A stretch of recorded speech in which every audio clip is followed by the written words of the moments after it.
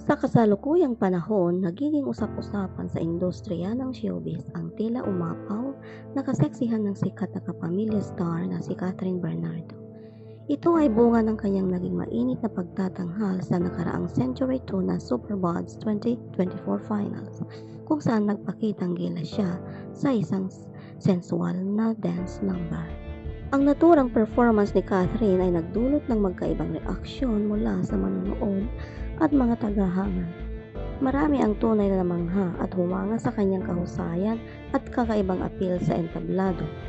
Ang ilan naman ay nagpahayag ng kanilang pagkadismaya at pagtutol, partikular na ang kanyang mga bashers na hindi nag-atubiling magbigay ng masasakit na salita laban sa aktres.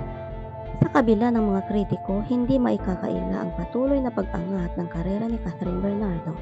Sa paglipas ng mga taon, siya ay patuloy na nagpapakitang gilas sa iba't ibang larangan ng showbiz, mula sa pagiging isang magaling na aktres hanggang sa kanyang mga pagganap sa telebisyon at sa pelikula. Isa pa sa mga napansin sa pagbabalik ng kapamilya star sa spotlight ay ang pagiging mas komportable at masaya ni Catherine sa kanyang sarili. Mula nang maging single, nasaksihan ng kanyang mga tagahanga ang pag-unlad at pagbabago sa kanyang pagkatao. Sa kanyang mga social media posts at mga panayam, ipinakita ni Catherine ang kanyang totoong sarili na mas malayo sa imahe ng isang artista at mas malapit sa kanyang personalidad.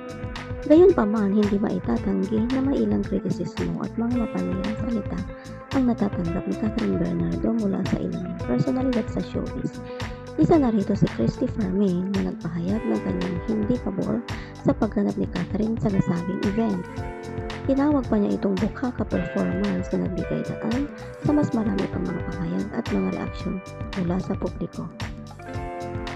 Sa kabila ng mga ganitong pagsubok, nananatiling at matatag si Catherine Bernardo sa kanyang karera at personal na buhay. Ang kanyang mga tagahanga ay patuloy na sumusuporta at nagmamahal sa kanya sa kabila ng mga pagsubok na kanyang kinakaharap. Ang kanyang pagiging inspirasyon sa maraming kabataan at mga tagahanga ay patuloy na pinahahalagahan at kinikilala. Sa kabuuan, ang naging performance ni Catherine Bernardo sa Century 2 na SuperBods 2024 Finals ay patunay lamang na kanyang kakayahan bilang isang bihasang artista at performer.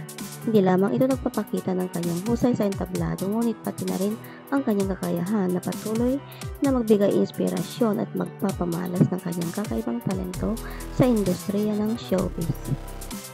Sa mga tagahanga ni Catherine Bernardo, ano ang masasabi niyo sa kanyang performance? Please comment down below.